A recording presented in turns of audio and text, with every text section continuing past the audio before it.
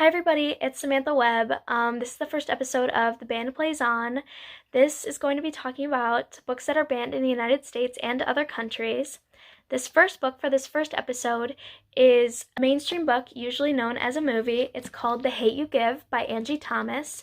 We follow a 16-year-old girl who has to juggle two worlds, one in a predominantly black poor neighborhood and the other where she attends a rich white suburban private high school. And her world starts crumbling when she witnesses the fatal shooting of her friend Khalil Harris. He dies at the hands of an armed police officer whilst being unarmed. Angie Thomas's extraordinary writing highlights Star's grief while also transitioning her from a nameless, faceless witness to an outspoken activist who ultimately hires an entire community behind her to seek justice for Khalil. Now, this book was banned in 2017 by Texas, and then Missouri, and then North Carolina. It was first banned in multiple middle schools for the lack of permission slips that were administered by teachers because of its excessive language use and its sexual content. Then in high school, it's usually banned for its anti-police agenda. While I understand this, I still don't think it should be banned.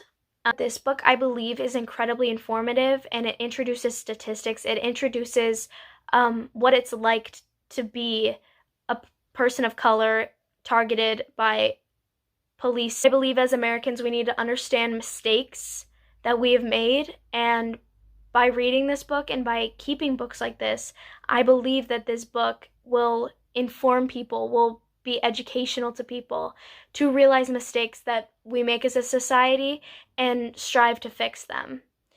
Angie Thomas brought in so much information while also telling this incredible story. I think that if this book was spreading misinformation, yes, it should totally be banned.